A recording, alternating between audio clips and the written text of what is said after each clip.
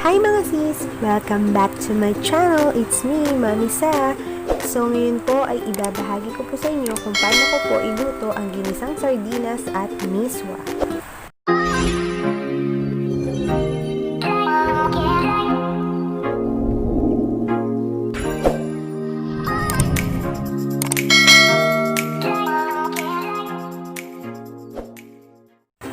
Narito po ang ating mga sangkap. 4 cloves of garlic, 1 medium size onion, thumb size ginger, 1 large tomato, malunggay, 3 pieces of miswa at any kind of sardines.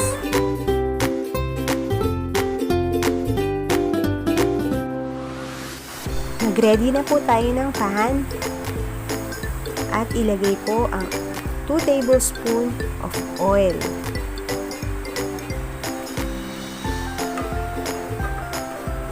Spread lang po natin. At ilagay na po natin ng garlic. Ayan.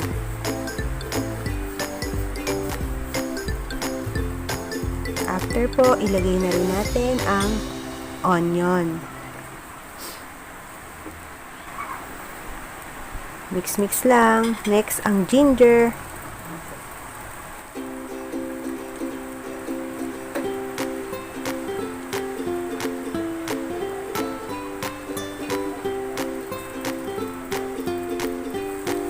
At isunod na po natin ang kamatis or tomato.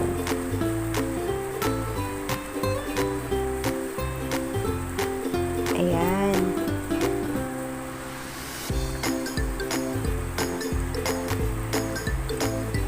Ayan, i-press po natin ang ating tomato para po madurog po siya.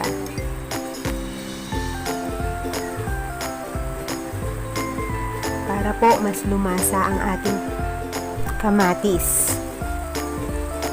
Ayan. Durugin po natin kasi mas masarap po yun. Mas malinamnam. Ayan. Tapos po, ilagay na natin ang isang latang sardines. Kahit anong sardines po, pwedeng-pwede po yan. Mix lang po natin.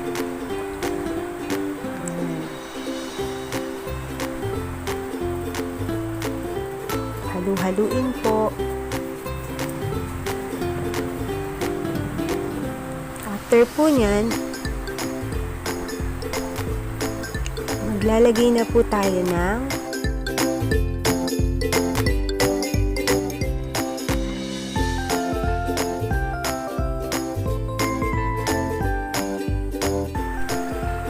three to 4 cups of water. Pero depende naman po yun sa inyo kung gaano po kadami ang gusto nyong sabaw.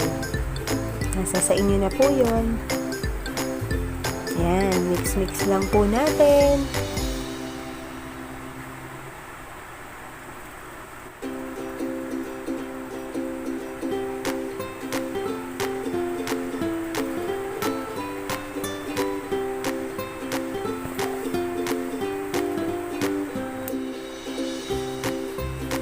Pagkatapos po, i-add na natin ang ating miswa. Ayan. Nabibili lang po yan sa palengke or dyan, kahit dyan lang sa tindahan. Ayan. 3 supot po ang aking ginamit.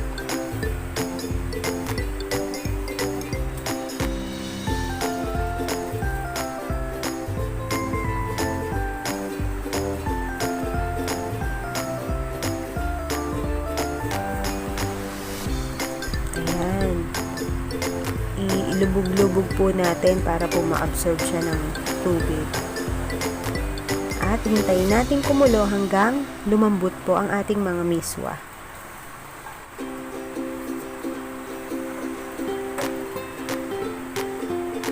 After 3 minutes, ayan na po. Malambot na po ang ating miswa. Maglalagay na po ako ng paminta at asin. Depende po sa inyo kung gaano karami nyo gusto. Kung nasa sa inyo na po yan. Ayan. Depende po sa panlasa nyo. Kayo na pong bahala. After po nyan, mix-mix lang po muna natin.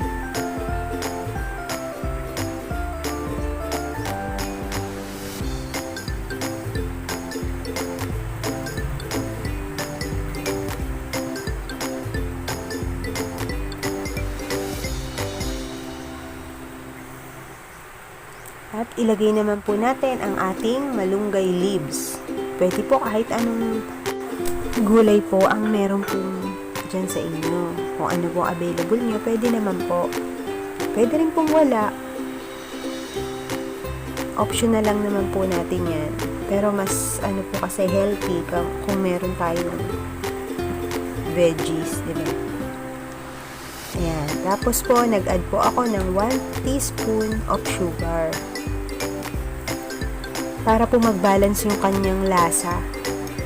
Mas masarap po at malinamnam. Ayan.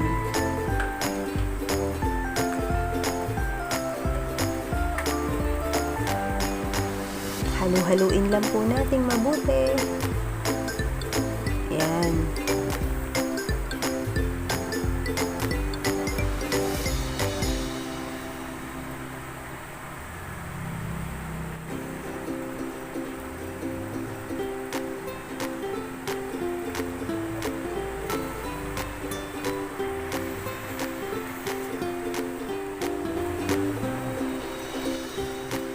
After po, naglagay po ako ng 2 tablespoon of soy sauce. Ayan. Ayan. Haluin lang po natin.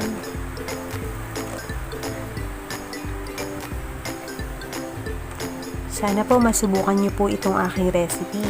Tiyak po na magugustuhan nyo po at ng inyong pamilya. Ayan, mix lang po natin.